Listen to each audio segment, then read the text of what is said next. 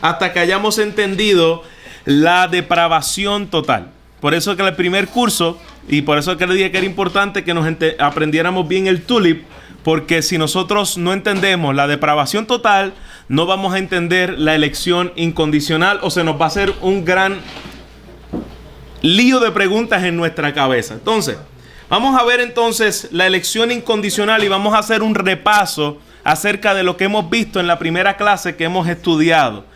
Hemos visto que el pecador no entiende ni busca a Dios. ¿Recuerda? Romanos 3, versículo 11. Vimos que su entendimiento estaba oscurecido. Vimos que el pecador no percibe las cosas espirituales, las considera insensatez. Vimos que su mente no puede someterse a Dios. Vimos que su mente que es enemigo de Dios, que está cegado por Satanás, que los pensamientos del corazón del hombre son continuamente ¿a qué? De manera que no se puede arrepentir sin que Dios le ¿qué? Conceda el arrepentimiento. Entonces, alguien que me ayude con el baby porque se escucha en la cámara. Y Dios le concede el arrepentimiento y puede venir a Cristo y que no puede venir a Cristo sin que ¿qué? Sin que Dios lo traiga. Y que entonces el hombre está bajo dominio de Satanás. La pregunta que viene ahora, después de terminar este curso, y entonces, ¿cómo el hombre puede ser salvo? ¿Cómo el hombre puede ser salvo? ¿Cómo el hombre puede venir a Dios si no hay quien busque a Dios? Si no hay quien, ninguno bueno, si el hombre tiene su entendimiento entenebrecido, si todo su espíritu, los asuntos espirituales no lo puede comprender ni se puede sujetar a él, ¿cómo el hombre puede venir al conocimiento de la salvación? Si el pecador no tiene ninguna motivación en sí mismo de arrepentirse y escoger a Cristo, ¿cómo es que algunos se convierten y otros no? ¿Por qué por qué eres cristiano y tu vecino no? Son preguntas que a veces muchos se hacen. ¿Por qué yo soy cristiano y este vecino mío cabezón no acaba de entender que Cristo es el único camino para ser salvo? ¿Por qué yo decidí bien y los demás no decidieron bien? El creer, el que creen en Él, ¿por qué creen? Los que creen en Él, perdón, ¿por qué creen en Él? ¿Por qué les da el don de creer en Él? ¿Por qué tú estarás en el cielo y va a haber gente que va a tener toda la eternidad en el infierno? ¿Qué hace la diferencia? Y ahí eso es lo que vamos a mirar en el día de hoy. La doctrina de la elección. Pero para entender la doctrina de la elección, tenemos que entender un poquito la doctrina de la providencia. Cuando hablamos de la doctrina de la providencia, ¿qué quiere decir la providencia de Dios? ¿Qué quiere decir la providencia de Dios? Parece cerca, como provisión, favor, pero es más que eso. ¿Qué más, Chuy? Como que Dios otorga todo de cierta manera como al favor de la persona. Dios otorga las cosas a favor, es parte también. Todo lo que usted está diciendo son parte. Como misericordia. Permite que todo pase para llegar a un... Dios permite que todo pase para llegar al fin que Él ha determinado. Sí. ¿Qué más? ¿Qué dijiste por ahí? Misericordia. Cerca, providencia. Providencia quiere decir que Dios gobierna todos los asuntos. La providencia de Dios es el gobierno de Dios. Dios está involucrado con todas las cosas que Él ha creado. Dios gobierna, no quiere decir que Dios creó las cosas y se fue a Hawái a tomarse una piña colada. Dios controla, gobierna y está involucrado con todas las cosas que Él ha creado. No solamente las creó, sino que Él está gobernando detrás de cada una de ellas. Quiere decir que las mantiene existiendo con las mismas propiedades con las que las creó. Es decir, la providencia de Dios es que Él preserva las cosas que Él creó. La providencia de Dios es que todas las cosas están cooperando en cada acción para llevar a cabo y está dirigiendo sus propiedades distintivas para causar que actúen, como bien dijo Chuy, de cierta manera que Él ha determinado. ¿Está conmigo? Dios ha creado todas las cosas, pero a esa doctrina se le conoce la que coopera cada acción y propiedades distintivas para llevarlo a cabo, a que actúen de cierta manera, se llama concurrencia. Es decir, la providencia de Dios es que Él te preserva todo lo creado. La doctrina de la concurrencia es que Él está llevando a cabo un plan y Él tiene el gobierno sobre cada una de las circunstancias y de las cosas que ocurren. Dios está gobernando toda su creación. No hay nada al azar de Dios. Dios está en control y dirige todas las cosas para que se cumplan conforme a su propósito. ¿Está bien? ¿Entendemos lo que es la providencia de Dios? Porque si no entendemos la providencia de Dios, se nos va a hacer un poquito difícil entender la doctrina de la elección. Vamos a mirar un poquito acerca de la doctrina de la providencia, que nos ayude. La doctrina de la providencia de Dios nos va a ayudar a evitar estos errores comunes en la teología. Si yo entiendo bien la providencia de Dios, me va a ayudar a entender, a rechazar estos errores comunes que nosotros vemos. Por ejemplo, el deísmo. El deísmo enseña que Dios creó al mundo y luego lo abandonó a su merced. Dios creó al mundo y luego lo abandonó a la suerte. Eso es lo que creen los deístas. El panteísmo, ustedes lo acaban de estudiar en la clase pasada. ¿Qué cree el panteísmo? Enseña que Dios y la creación son ¿qué? Son una misma cosa. Dios y la creación son una misma cosa.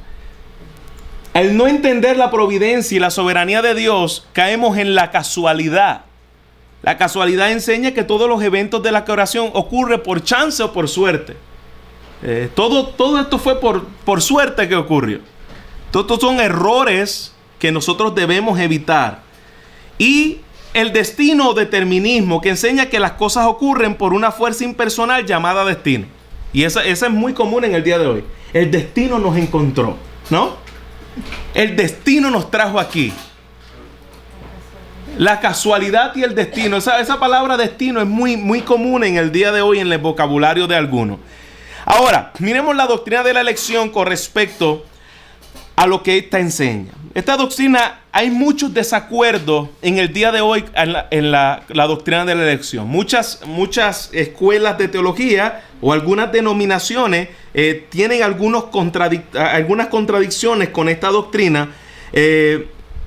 Pero miremos estos dos puntos acerca de esto. ¿Cómo Dios se relaciona con la voluntad y las decisiones de los hombres? Aquí están las dos escuelas en las cuales se debate. ¿Está todo en la soberanía de Dios o está todo en el libre albedrío del hombre? Soberanía. Entonces, usted está en la escuela de lo que se conoce como, si usted dice soberanía de Dios, usted está en la escuela que se conoce como hemos dicho, no hay nada nuevo debajo del sol. Nadie puede decir, yo estoy en un punto medio. Yo no soy ni doctrina reformada ni doctrina arminiana. Yo no soy ninguna de las dos. No, es mentira. Todos estamos en una escuela de teología. Nosotros no inventamos el cristianismo. El cristianismo tiene 2000 años de historia. O tú estás metido en una... Tú dime qué tú crees. Tú estás metido en una de las escuelas de las enseñanzas alrededor que se ha dado por 2000 años. Tú solamente dime qué crees de Dios. Y ahí vas a encajar en una de ellas. Nadie puede decir, yo soy adenominacional. Yo no caigo en ningún tipo de creencias del pasado. Mentira, tú vas a caer en una de las experiencias, en una de las teologías del pasado. Si yo digo, está en la libre albedrío del hombre, se conoce como la teología arminiana. Si nosotros decimos, yo creo en la doctrina de que Dios es soberano sobre todas las cosas, se conoce como la doctrina reformada, y algunos mal llamados le llaman la doctrina calvinista. Calvino no inventó esto. Calvino no se sentó a escribir esta doctrina, sino que Calvino defendió esta doctrina en el tiempo que él vivió.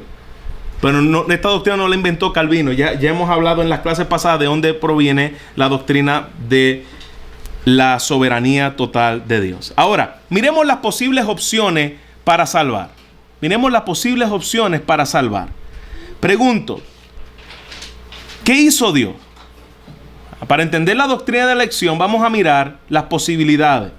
¿Qué hizo Dios? ¿Salvó a todo el mundo? No me conteste, pero usted va afirmando. ¿Salvó a todo el mundo? Eso se llama universalismo. ¿Condenó a todo el mundo? Ok, después me va a decir la pregunta. ¿Ofrecer la salvación sin garantía y dejar que el hombre escoja su camino? ¿Eso fue lo que hizo Dios? ¿O Él garantizó la salvación de su pueblo? Miremos estas 4, 1, 2, 3, 4, 5 posibilidades, opciones. Vamos a mirarla cada una. Pregunto, ¿todo el mundo va a ser salvo? No, descartado. ¿Dios va a condenar a todo el mundo? No. Dios no va a condenar a todo el mundo porque si no, no hubiera gente en el cielo. No estuviéramos nosotros aquí, estuviéramos condenados. Ahora, ¿ofrece Dios la salvación sin garantía ninguna? Es decir, Cristo fue a la cruz y murió por nadie. Y dejó el hueco abierto, el camino abierto para que el hombre escoja su camino. ¿Por qué no?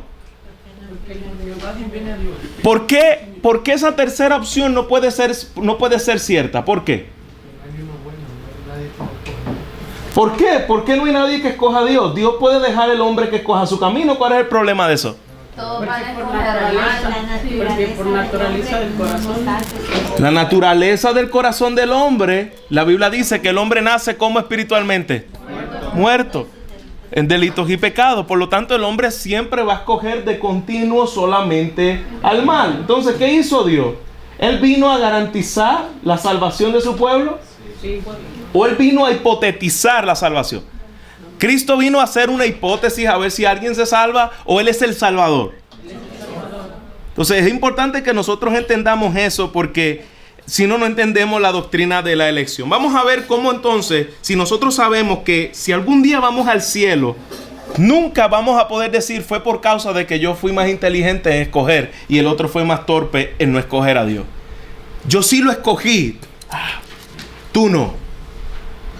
¿Verdad? ¿Por qué no podremos decir eso en el cielo?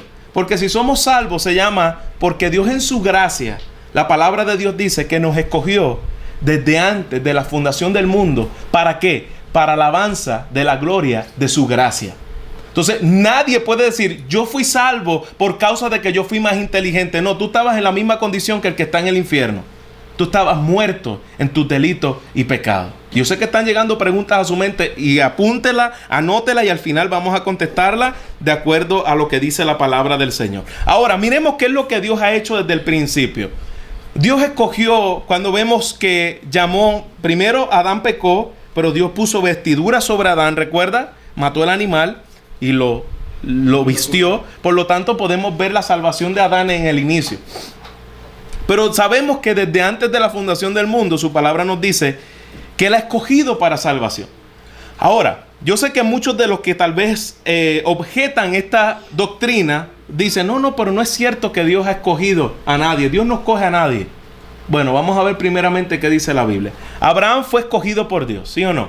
Lo llamó cuando estaba en la tierra de Ur de los Caldeos.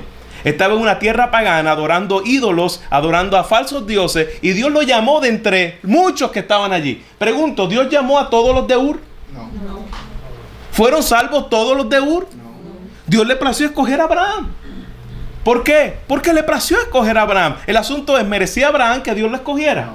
No, se llama gracia. A Dios le plació escoger a Abraham. Nadie tiene debate en esto, ¿cierto? Abraham fue escogido, bueno, está bien. Ya vemos entonces que la Biblia sí habla de la elección. Deuteronomio 7:7 dice que Israel fue elegido por Dios, no porque fuera el mejor, sino que era el peor. No porque fuera el mejor de las naciones. Dice, te escogí porque era lo peor que existía. Pregunto, ¿escogió Dios a Egipto? ¿Escogió Dios a Puerto Rico lindo? ¿Escogió Dios a México? ¿A Salvador?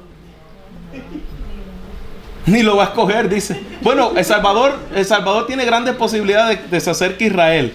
¿Está bien? Entonces, pero ¿por qué no lo escogió? Porque Él le plació escoger a Israel y ya, punto. Entonces nosotros vemos que Dios escogió un pueblo para Él revelarse entre las demás naciones. Los salvadoreños me están mirando mal y estoy asustado. Se llenó de salvadoreños aquí como 9 salvadoreños. Ahora, los profetas, pregunto, los profetas, ¿alguno de los profetas fue voluntario y dijo, yo quiero servirte? No. Todos fueron escogidos por Dios.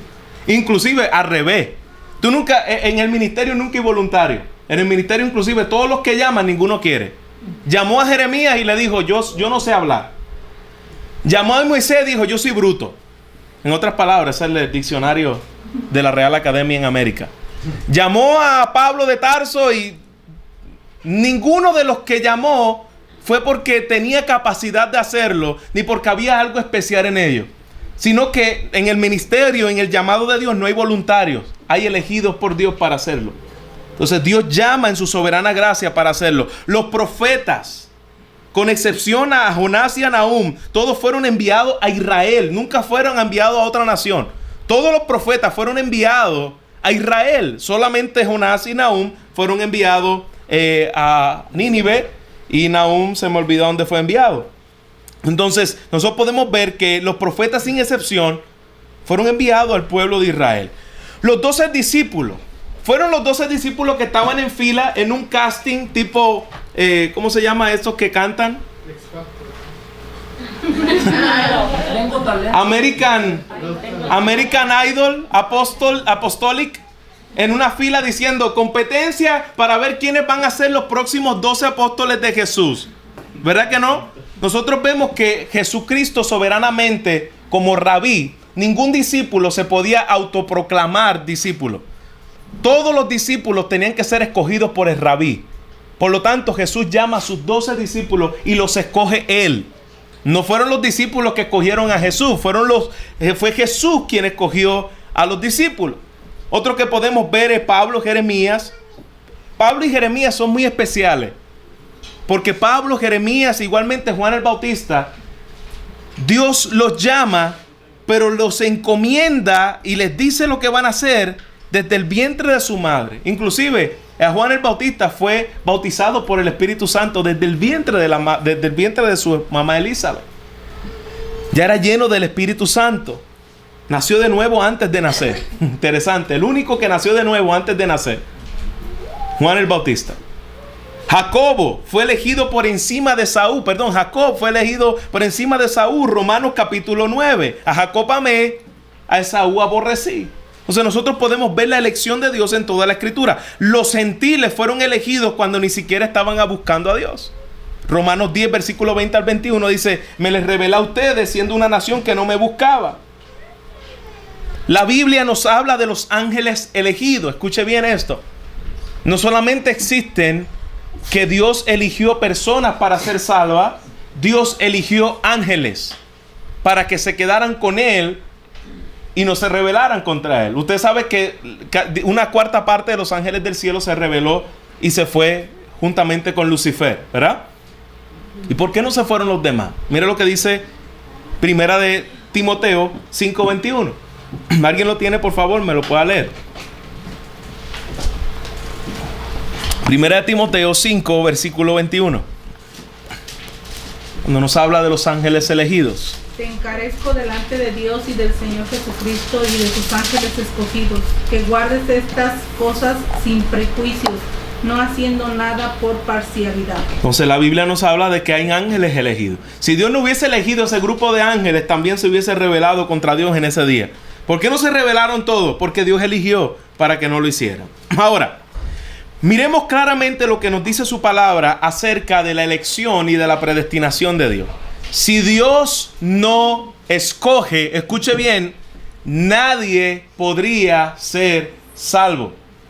¿Por qué Dios tiene que escoger desde antes de la fundación del mundo para que vengan a Él a salvación aquellos que Él quiso escoger? Porque si no escoge, nadie fuera salvo. Entonces la doctrina de la elección es una buena noticia para los que creen. Porque si Dios no escoge, ninguno de los que estuviésemos aquí pudiera tener acceso a la presencia de Dios. Estaríamos en nuestros caminos de pecado, aborreciendo a Dios, porque la esencia de que nosotros hayamos creído es porque Él en su gracia, desde antes de la fundación del mundo, así lo destinó. ¿Y dónde dice eso, pastor? Romanos 8, 29 al 30. Lo tenemos. Vamos a leerlo todos juntos. Porque a los que ¿qué? De antemano conoció. Esa palabra conocer habla acerca de la intimidad de Dios hacia el hombre. La pregunta no es tanto si tú conoces a Dios. La pregunta es si Dios te conoce a ti. Porque muchos dirán en aquel día: Señor, Señor, en tu nombre, pensando que yo te conocía, hice muchas cosas. Pero el asunto es si Dios te conoce a ti. Porque a los que de antemano conoció, también los que. Bueno, y entonces, ¿qué hacemos con esta palabra? Tú sabes que hay algunas personas que se han atrevido a decir, han tenido la desfachatez de decir que esa palabra no está en el original. Pues tendrán que arrancar la Biblia porque esa palabra aparece un montón de veces en la Biblia. Entonces la palabra es clara, el original está ahí. En la palabra predestinación, el original griego está ahí. A lo que antes predestinó a ser hechos ¿qué? Conforme a la imagen de su Hijo. Entonces, la predestinación está teniendo un propósito. ¿Para qué Dios predestina a personas? Para ser hechos conforme a la imagen de su Hijo. Ese es el esquema elaborado por el sumo arquitecto y diseñador de todas las cosas. Ahora bien, que Él sea el primogénito entre muchos hermanos. Él es el primero, representando en glorificación entre muchos hermanos. ¿Por qué el primogénito? Porque fue el primero en ir al cielo glorificado. ¿Está bien? Luego nosotros somos de entre los muchos hermanos que hemos creído en su Hijo Jesucristo. Ahora, miremos lo que dice. Y a los que predestinó, a esos también ¿qué? Llamó. ¿Ok? Y a los que llamó, a esos también ¿qué? Justificó. Y a los que justificó, a esos también ¿qué? Glorificó. Ahora, de acuerdo a este versículo, Romanos 8, 29 al 30, podemos entender que nuestra salvación es ¿qué? Pasada, presente y futura. Pasada, presente y futura. ¿Por qué pasada? Primero, nosotros vamos a ver la palabra que Él nos conoció de antemano. Eso no quiere decir que nosotros nacemos salvos, no se me confunda. Estoy diciendo que la salvación fue diseñada con Él desde el principio, de antemano. La idea de orquestar, eso es lo que quiere decir la palabra conoció, proginosko en griego. Conoció. Predestinar quiere decir literalmente en griego, marcar un límite de antemano y orquestar providencialmente y eficazmente. Eso es lo que quiere decir la palabra predestinar. Y llamar quiere decir atraer con efectividad, es decir, una gracia irresistible. Justificar es una declaración legal delante de Dios. Y glorificar quiere decir nos ha dado un cuerpo nuevo en la eternidad, para la eternidad. Ok, de acuerdo al versículo, ¿a quiénes glorificó? A los que justificó. ¿A quiénes justificó? A los que llamó. ¿A quiénes llamó? A los que predestinó. ¿Y a quiénes que Dios predestinó? A los que conoció. ¿Y de dónde salió eso? ¿Será que eso lo inventó alguien o es lo que dice la palabra de Dios? Es lo que dice la palabra de Dios. A los que glorificó, esos son los que Él justificó, dice la palabra. Y los que Él justificó es a los que Él llamó. Y a los que Él llamó es a los que predestinó. Y a los que predestinó es a los que conoció. Y eso es al revés de todo lo que lo leímos en el versículo. A los que conoció, a estos predestinó. A los que predestinó, a estos llamó. A los que llamó, a estos justificó. A los que justificó, a estos glorificó por la eternidad. Entonces podemos ver que nuestra salvación es pasada, es presente y es futura. Dice glorificó, no dice glorificará, ya lo vio terminado. Aquellos que Él predestinó, Él los va a glorificar, ya lo vio completamente terminado. Ahora, ¿cuándo ocurrió esa salvación? ¿Cuándo fue que Él escogió? ¿O será que Dios todavía está escogiendo en el día de hoy? ¿Será que Dios está diciendo, vamos a ver a quién escojo? A este sí, a este no. A este sí, a este no. Como decía la famosa canción en Puerto Rico, Tim Marín de dos tingües. ¿Se acuerda de esa canción? Ningún puertorriqueño hay aquí más que uno allá atrás, pero es del sur. ¿Está bien? Ya se la sabe. Dios no está haciendo eso. Dios no está jugando al Tim Marín. Dios escogió desde antes. ¿Qué dice Efesios capítulo 1 versículo 4? Según nos escogió en Él, en Cristo, desde antes de la fundación del mundo. Él nos escogió desde antes de la fundación del mundo. Aquí nosotros podemos mirar algunos de los argumentos y objeciones que se hacen a este versículo, que dice, mira, lo que sucede es que Dios miró en el futuro, y dijimos que eso se conoce como la doctrina de la presciencia. Dios miró en el futuro y Él vio que tú le ibas a escoger a Él. Y como Él vio que tú le ibas a escoger a Él, en el futuro que Él miró, en la bola mágica que tiene en el cielo, Él miró que tú lo escogías y luego Él te escogió a ti. ¿Será cierto eso? Vosotros no me escogisteis a mí. Ustedes no me escogieron a mí, sino que yo os escogí ¿a quién? A vosotros. ¿Cuándo Él nos escogió? Desde antes de la fundación del mundo. Ninguno de nosotros escogimos a Dios, sino que Él nos escogió a nosotros. Como dijimos, y vuelvo y repito, ¿por qué Dios tiene que elegir? Porque nadie busca a Dios. Romanos 3:11. No hay quien busque a Dios. ¿Por qué Dios tiene que elegir? Porque dice Romanos 5:10 que la voluntad del hombre está esclavizada al pecado y el hombre inconverso no quiere saber de Dios. Si Dios no escoge, todos estaríamos en el infierno. Gracias a Dios por la elección de Dios. Gloria a Dios que desde antes de la fundación del mundo Él quiso separarse un remanente por gracia, millares de millares que ni Juan podía contar, que estarán en el cielo en su presencia dándole gloria a Él, glorificando y alabando las riquezas de su gracia. Mira que ¿por qué Dios tiene que escoger? Porque Pablo decía, yo soy carnal vendido a la esclavitud del pecado. ¿Por qué Dios tiene que escoger? Porque en mi carne no habita nada bueno, porque el querer presente está en mí, pero el hacer el bien no. Porque la mente puesta en la carne es enemiga de Dios y no se sujeta a la ley de Dios y ni tan siquiera puede hacerlo. Por eso Dios tiene que escoger.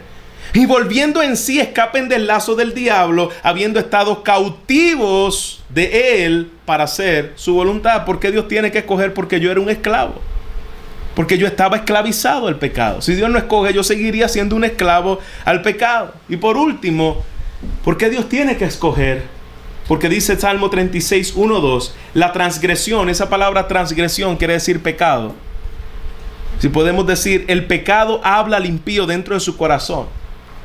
No hay temor delante de Dios, no hay temor de Dios delante de sus ojos. Versículo 2, porque en sus propios ojos el pecado le engaña en cuanto a descubrir su iniquidad y aborrecerla.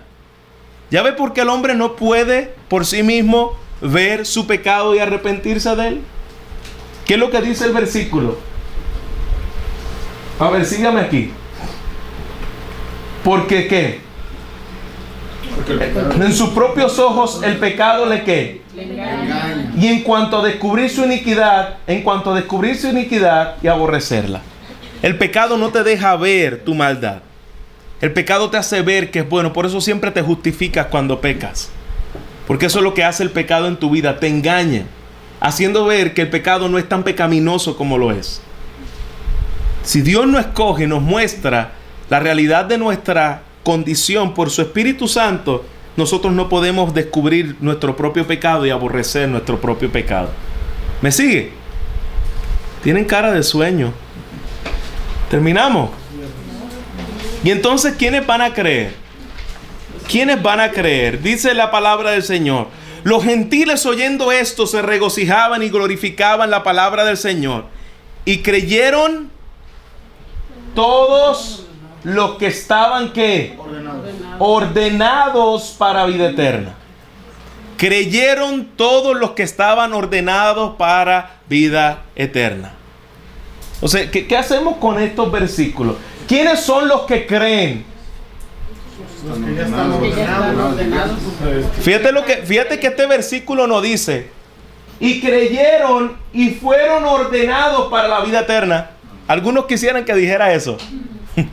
Y creyeron y fueron ordenados. No. Aquí dice, glorificaban la palabra del Señor y creyeron todos los que estaban ordenados para la vida eterna. Entonces nosotros vemos que Dios desde antes de la fundación del mundo había ordenado para la vida eterna. ¿Perdón? ¿Está bien? Entonces vemos claramente cómo su palabra nos los muestra. Esto no es doctrina de hombre, no es doctrina de Calvino, es doctrina de Lutero, es doctrina de lo que dice la palabra de Dios. ¿Qué dice la palabra de Dios? ¿Qué hacemos con estos versículos que dicen la palabra de Dios? Entonces nosotros podemos ver que la elección es el acto de Dios. Lo podemos resumir hasta este punto en de la creación en el cual Él escoge, ante la creación, en la cual Él escoge a algunos para salvación, no debido a mérito alguno en ello, sino debido a su soberana voluntad. No hay nada en ti que hizo que Él te amara. No hay nada en ti que Él hizo que Él te escogiera. Como a veces nosotros nos ponemos muy románticos con Dios y decimos, Señor, ¿qué viste en mí para que me salvase? Yo sé lo que vio en mí. Vio una gran bola de pecado y de rebelde. Eso fue lo único que Él vio a mí para amarme, mi pecado. Dios en su gracia quiso amarnos por su gracia. Entonces la doctrina de la elección también a veces se le llama como la doctrina de la predestinación, y como hemos dicho, ha traído controversia alrededor de el tiempo. Muchos se oponen a ella sin entenderla. Muchos se oponen por prejuicios, porque no hemos ido a la Biblia a decir, y esto es algo que nos debe traer gozo, porque tú entender que inclusive esta doctrina se escribe, y Pablo habla mucho de ella en las cartas, los elegidos, los escogidos, los elegidos, los escogidos, para que la gente en Tesalónica tú fuera como una fuente de gozo, de esperanza. Estamos en prueba, estamos en tribulaciones, pero aquel que nos escogió antes de la fundación del mundo, por su gracia no nos va a soltar. Entonces es una doctrina de esperanza, una doctrina que nos debe llenar de gozo. Mira lo que sigue diciendo la Biblia. Ya leímos eso. También lo leímos. Romanos 9, 11 al 13. Pues no había nacido, ni había hecho ni aún ni bien ni mal, para que el propósito de Dios, aquí vemos el propósito de Dios, hablando de la salvación, el propósito de Dios, ¿conforme a qué? La elección. El propósito de Dios conforme a la elección. ¿Y cuándo fue esta elección? Antes de la fundación del mundo. Permaneciese no por las obras. Es decir, no fue que Dios escogió a alguien por las obras, por lo que hizo. Como decir, yo soy del grupo de los elegidos porque yo sí y tú no. No, mentira. Yo nunca he escuchado a nadie hablando así, porque el que habla así no ha entendido la doctrina de la elección. Dios me escogió cuando yo estaba muerto en mis delitos y pecados y era enemigo de Dios, para que el propósito de Dios permaneciera no por las obras, no porque yo era bueno, no porque yo era más lindo que el otro, sino por el que ¿qué? Es por el que llama, es por la gracia de Dios que llama, nada más. Se le dijo, el mayor servirá al menor, y como está escrito, a Jacob amé y a Esaú aborrecí. Y como bien dijo una vez una mujer a Charles Spurgeon, si fue él, no sé si fue él, a alguien le dijo, creo que fue él, dice, oye, yo no entiendo cómo es eso de que Dios haya aborrecido a Esaú. Yo no puedo entender en mi mente cómo Dios haya aborrecido a Esaú. Y bien dijo el predicador, y le dijo, mira, yo no tengo problema en que Dios haya aborrecido a Esaú, porque Esaú se lo merecía.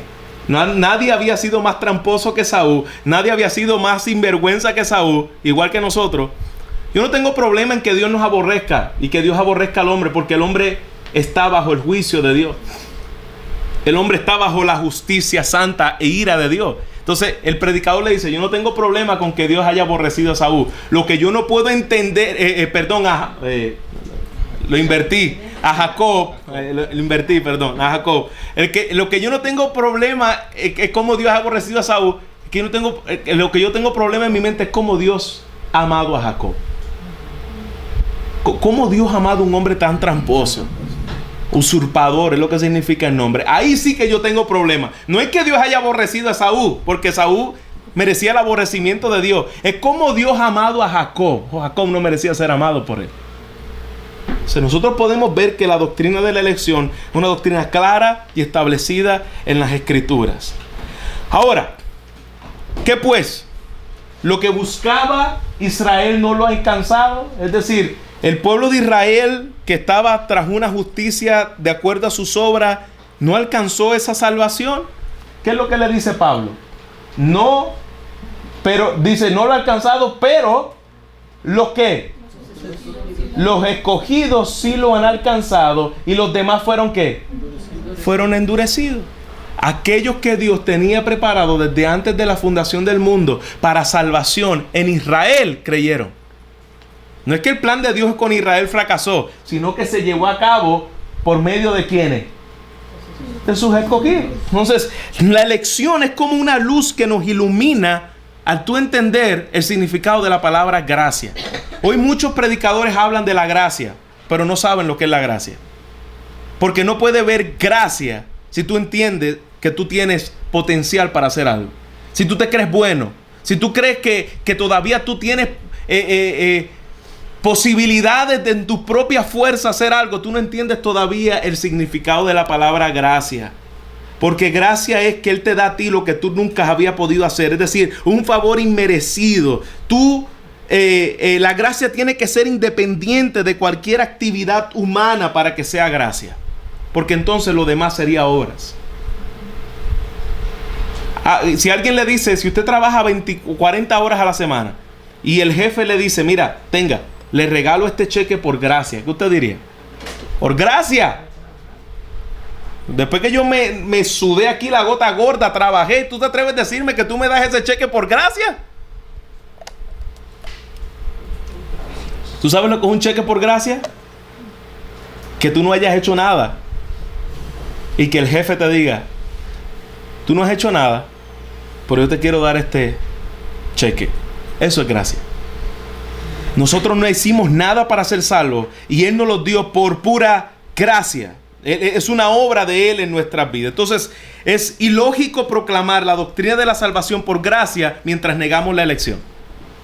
Yo no puedo decir que la salvación es por gracia si yo no creo que Él nos eligió desde antes de la fundación del mundo. Si yo no creo que Él me escogió a mí, si yo creo que yo fui quien lo escogí a Él, eso no es gracia. Entonces, hasta que no entendamos la doctrina de la elección, no podemos deslumbrar a nuestros ojos lo que es gracia. Por eso este curso se llama las doctrinas de la gracia. Porque algo que nos enseña esto es la gracia de Dios. Para que nosotros caigamos postrados ante Dios, doblando nuestras rodillas, diciendo, Señor, gracias por tu gracia. Dice Pablo, Romanos 11:5, así que también aún en este tiempo ha quedado un remanente escogido por gracia. Ya podemos ver, escogido por gracia. Él me escogió por la gracia de Él.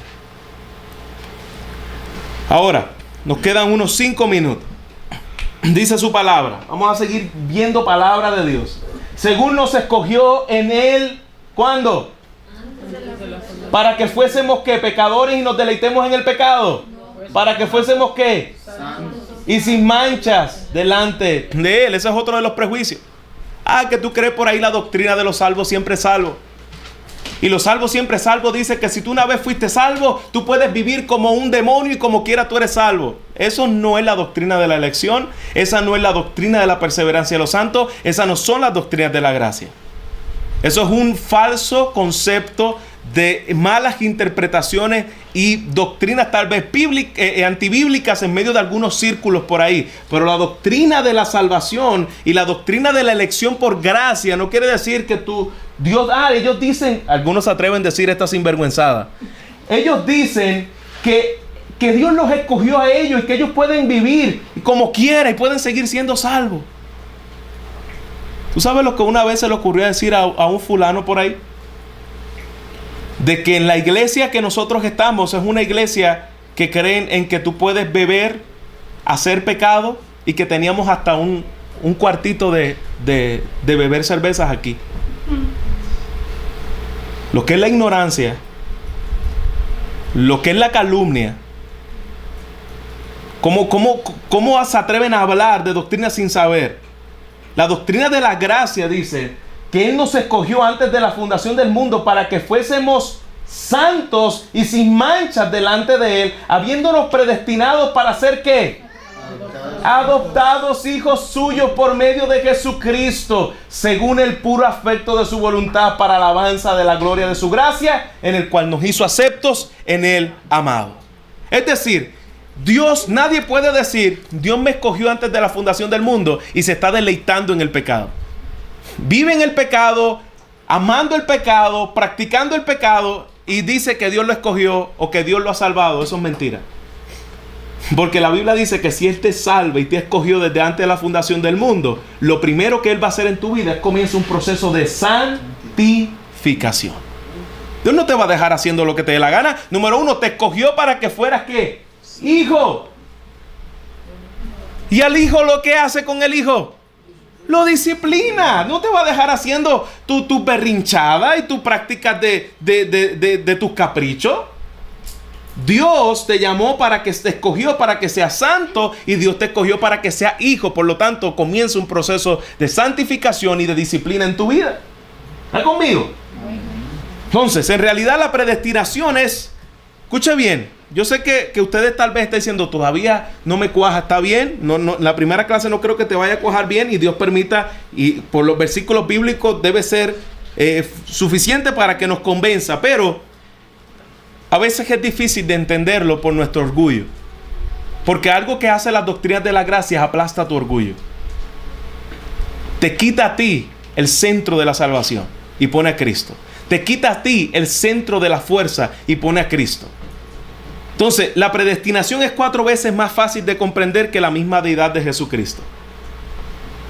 Y si tú dices, ay, que yo no entiendo la predestinación bien, la pregunta es, ¿tú entendiste bien la deidad de Cristo en el curso que terminamos a perfección? ¿Lo crees? ¿Crees que Cristo es Dios? ¿Por qué crees que Cristo es Dios? ¿Lo entiendes perfectamente? No. ¿Tienes lo suficiente evidencia bíblica para creerlo? Sí. De la misma forma, mire bien, en el Nuevo Testamento hay más o menos 10 versículos que expresan directamente la deidad de Jesús. Solo 10 versículos en el Nuevo Testamento. Pero más de 40 que expresan la predestinación. Y creemos la deidad de Cristo sin ningún problema. Yo sé que Cristo es Dios, con 10 versículos. Y tenemos 40 versículos que hablan de la predestinación y de la elección de Dios. Y todavía decimos, es que no me entra. Pues que te entre. Te debe entrar porque está en la Biblia. Son 40 versículos que hablan claramente qué quieres hacer con la Biblia. ¿La vamos a cortar esos versículos y vamos a quitarlo? Está en la Escritura. Entonces, Efesios 1:12, en él asimismo, habiendo sido predestinado una vez más conforme al propósito que hace todas las cosas, según el designio de su voluntad, a fin de que seamos, otra vez, el fin de la elección, ¿cuál es? Y de la predestinación. Repítalo fuerte. Que seamos de su gloria.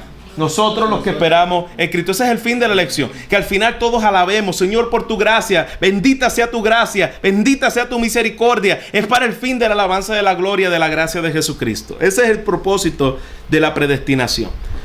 Mira lo que dice 1 Tesalonicenses 1:45. Porque conocemos, hermanos amados de Dios, vuestra ¿qué? ¿Y qué está? Porque a veces nos ponemos a filosofar y decimos, es que cuando la Biblia está hablando, yo he escuchado eso, cuando la Biblia está hablando de elección, está hablando de los 12 apóstoles. Pues yo creo que para este tiempo los 12 apóstoles no estaba escribiéndole aquí Pablo. Pablo aquí le estaba escribiendo a la iglesia ¿de qué?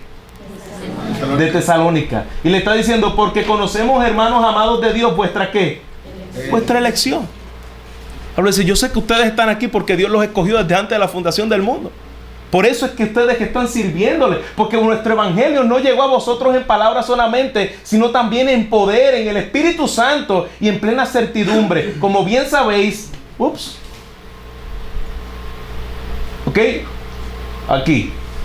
Como bien sabéis, cuál fuimos entre vosotros por amor de vosotros. Pablo está diciendo, no fue solamente por medio de palabras.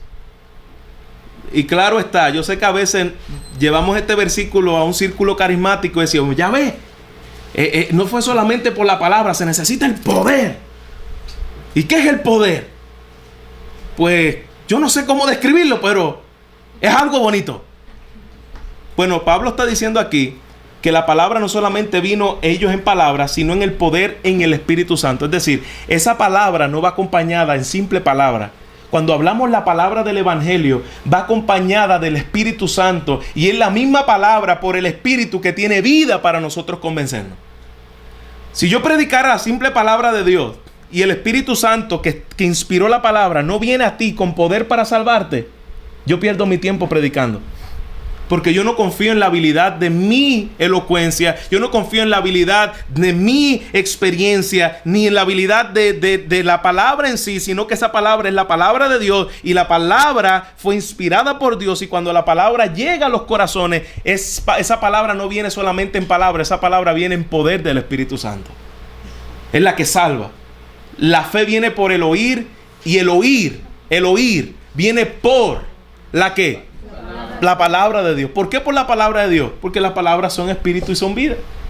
Son suficientes para salvarnos a nosotros. Sigue diciendo la palabra, 2 Tesalonicenses 2:13. Pero nosotros debemos dar siempre gracias a Dios respecto a vosotros, hermanos amados, por el Señor. De que Dios, ¿qué? Os haya escogido ¿desde cuándo? desde el principio, ¿para qué? ¿Quién le enseñó esa doctrina a los tesalonicenses? ¿Juan Calvino? Juan Calvino no había nacido para Tesalónica. Pasaron 1500 años, 1700 años, 1600 años antes de que Calvino naciera, que esta palabra se escribió inspirada por el Espíritu Santo. ¿No fue Calvino que le llamó a los de Tesalónica que Dios lo había escogido desde el principio para salvación? ¿Cómo Pablo entendió eso? ¿De dónde aprendió Pablo la elección de Dios? ¿Quién se le enseñó? De Cristo. Los apóstoles hablaron de eso. Eso no es algo que se lo inventó un hombre. Lo aprendió de Cristo, y Pablo lo está pasando a las iglesias. Dios os ha escogido a vosotros desde el principio para la salvación. ¿Mediante qué? Otra vez, vemos que siempre que la Biblia habla de elección y predestinación, siempre un versículo de arriba, un versículo abajo, aparece la palabra santificación. Siempre. ¿Mediante la qué? Por el Espíritu y la fe en la verdad. Él te ha escogido desde el principio para salvación mediante la santificación. Es decir, Él te escogió y te va a santificar. La doctrina de la elección no es que te escogió y qué bueno, soy el príncipe y la princesa de Dios. No, es que ahora soy su hijo y comienza el proceso de santificación en mi vida. Sigue la palabra. Ay, pastor, ¿y usted no tiene otra clase mejor que no sea la Biblia? No, porque yo quiero que usted entienda esto por la Biblia. Porque esta doctrina es bíblica, esta no es doctrina de hombre. Entonces yo no te puedo dar una doctrina de que alguien enseñó. Es lo que dice la palabra del Señor. Quien nos salvó y nos llamó con llamamiento santo, no según conforme a nuestras obras, sino según el propósito. ¿Cuál es ese propósito? Desde antes de la fundación del mundo. Y otra vez, y la gracia que nos fue dada en Cristo. ¿Cuándo fue esa gracia que se nos dio? Antes de los tiempos de los siglos. Dios nos salvó antes de los tiempos de los siglos. No es que esa gracia me fue manifestada ahora por mí. No, esa gracia fue antes de los tiempos. Antes de la fundación del mundo, Él había escogido salvarme por gracia. Otra vez, dice Pedro, apóstol de Jesucristo, a los expatriados de la dispersación de Ponto, Galacia, Capadocia, Asia, Bitinia, elegidos según la presencia de Dios. Padre, en santificación del Espíritu, ¿para qué? Para que vivas como te dé la gana. Escogido según la presencia para, otra vez, del Espíritu para y ser rociados con la sangre de Jesús. Gracia y paz os sean multiplicadas. Vemos elección, santificación, obediencia, elección, santificación, obediencia, porque eso es la razón por la cual Dios en su gracia nos ha escogido. Para que vivamos para Él, para su gloria, elegidos según la presencia. ¿Qué dijimos que era la presencia de Dios? ¿El conocimiento previo de algo que Él vio? El conocimiento de su diseño. El conocimiento de su diseño. ¿Por qué no es el conocimiento previo de algo que Él vio? Porque sería adivinación. Dios no mira el futuro. ¿Dios qué? Creó el futuro. ¿Dios conoce el futuro o Dios creó el futuro? Si Dios conociera el futuro, eso es lo que dice ¿quién? Walter Mercado. Usted está aprendiendo muy bien. Por eso lo conoce, ¿no? Bueno, lo conoce porque lo creó, claro está, pero la doctrina que algunos dicen es que Dios miró el futuro y por eso Él hace las cosas, porque Él mira el futuro. Pero Dios no mira el futuro, Dios diseñó el futuro. ¿Perdón? Exacto, como si estuviese viendo, ok, este hizo esto, vamos a hacer este plan. Plan B, cambiamos. ¿Entiendes? Ok. Con esto terminamos. Y se le permitió hacer guerra contra los santos y vencerlos. Y se le dio autoridad sobre toda tribu. Estamos viendo, corrimos desde el principio y ahora estamos en Apocalipsis. Y también se le dio autoridad sobre toda tribu, lengua y nación, y a los que adoraron a los moradores y la adoraron todos los moradores de la tierra, cuyos nombres no estaban escritos en el libro de la vida del Cordero. ¿Cuándo fue escrito? Esté conmigo aquí, ¿Cuándo fue escrito? ¿Cuándo fueron escritos en el libro de la vida o no fueron escritos en el libro de la vida? ¿Desde cuándo?